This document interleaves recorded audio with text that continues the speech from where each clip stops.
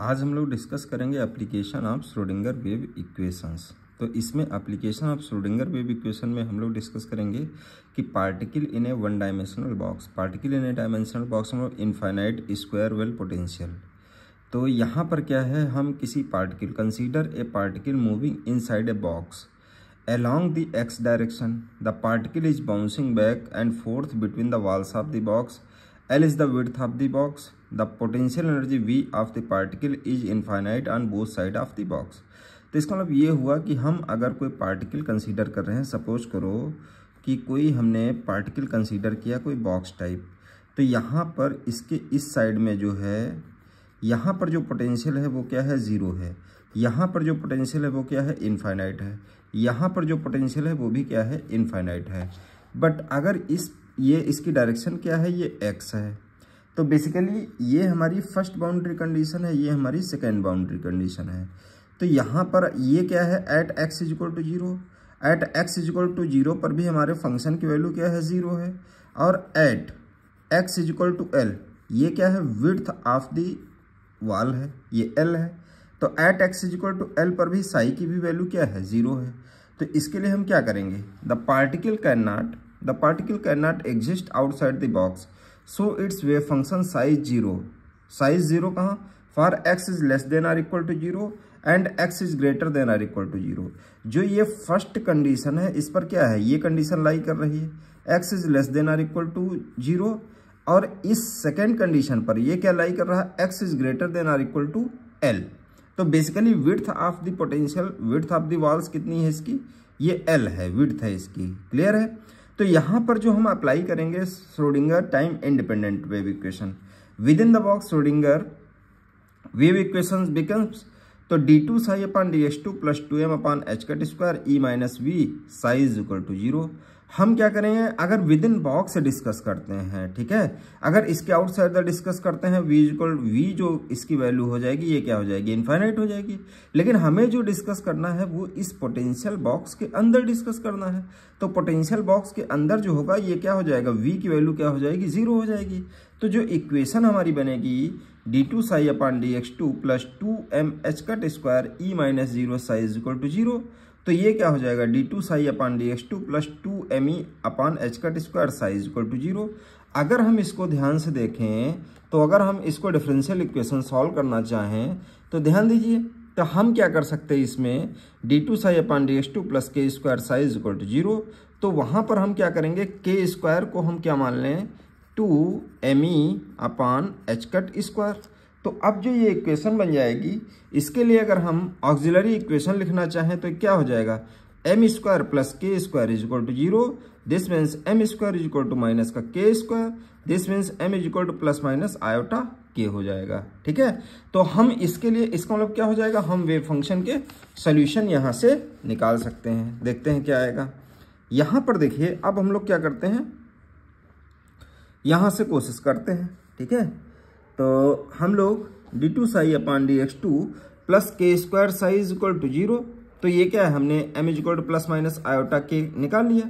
तो हम लोग जानते हैं कि अगर हमको क्या हो, रूट निकालने हो, जैसे जब हम किसी डिफरेंशियल इक्वेशंस को सॉल्व करते हैं तो हम लोग क्या होता है कि अगर कोई किसी के रूट्स क्या आ जाएं, कॉम्प्लेक्स हो जाएं, तो हम लोग क्या करते हैं, कॉम्प्लेक्स अगर रूट आ जाएं तो exponential of alpha x, alpha हमारा क्या है, रियल है, बीटा हमारा क्या है, इमेजिनरी पार्ट है। तो exponential of alpha x a sine beta x plus B cos beta x हो जाएगा। ये क्या हो जाता है, ई ऑफ अल्फा एक्स और A sine beta x plus B cos beta x हो जाएगा। तो यहाँ पर क्या हो जाएगा, यहाँ पर जो हमारे पास रूट आ रहे हैं वो क्या आ रहे हैं, m is equal to zero plus minus iota k आ रहे हैं। तो इसका मतलब क्या हो जाएगा कि जो रियल पार्ट है वो क्या है, जीरो है। तो इसका मतलब क्या हो जाएगा, exponential of zero x a sine k x हो जाएगा और plus B cos k x आ जाएगा। तो इसका मतलब जो सोल्यूशन इसका आ जाएगा, the general solution of this equation is, तो psi of a sine k x plus B cos k x आ जाएगा। ये हमारा इस डिफरेंशियल इक्वेशंस का सोल्यूशन आ जाएगा। अब हम क्या करेंगे, बाउंड्री कंडीशंस यूज करेंगे। हमारी first boundary condition psi first, अगर हम देखना चाहें तो at x is equal to zero पर वैल्यू क्या थी हमारी, साई की वैल्यू क्या थी, जीरो थी।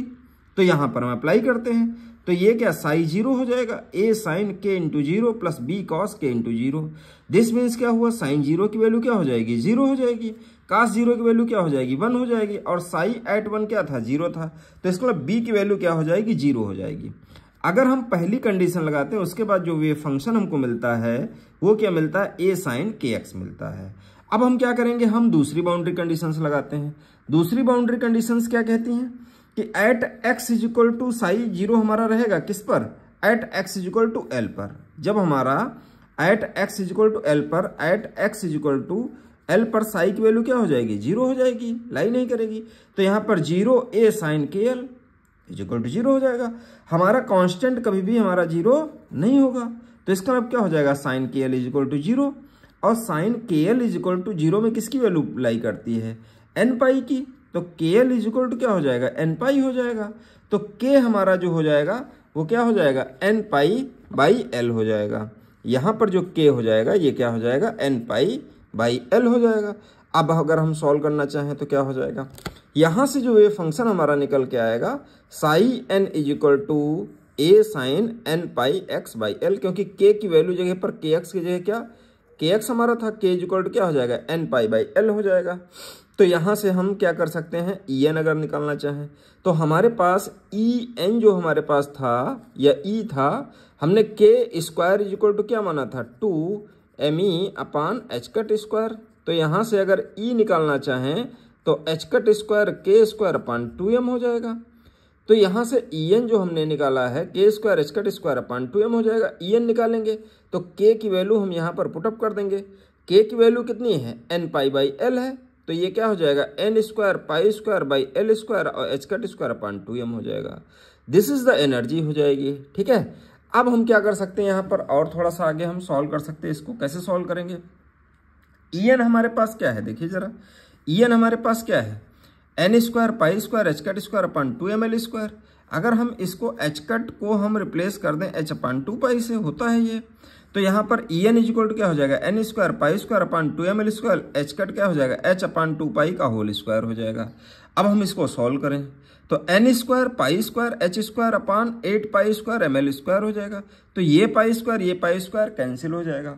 अब हमारे पास जो ई एन की वैल्यू आ जाएगी, मतलब एनर्जी की वैल्यू, ठीक है, एनर्जी आइगन वैल्यू, ये क्या हो जाएगी, n square h square upon 8 ml square हो जाएगा। ठीक है, तो एन हमारा क्या है, कोई इंटीजर है, 1 2 3। तो therefore it is clear that from equation this that inside N infinity deep potential well or in an infinite square potential well the particle cannot have as an arbitrary energy but can have only certain discrete energy। अब देखो discrete energy कैसे है, अगर हम क्या करेंगे, E1 निकालेंगे तो पाई square h cut square upon 2ml square हो जाएगा। अगर हम E2 निकालेंगे तो क्या हो जाएगा, 2 का स्क्वायर 4 हो जाएगा, pi h cut square upon 2ml square हो जाएगा। इसी तरीके से E3 निकालेंगे तो क्या हो जाएगा, ये डिस्क्रीट फॉर्म में आ रही है, corresponding to n is equal to 1 2 3 and so on. Each permitted energy is called eigen value, each permitted energy is called the eigenvalue of the particle and constitute the energy level of the system. The wave function psi corresponding to each eigenvalue are called eigen function। अब हम क्या करेंगे, eigen function को निकालेंगे।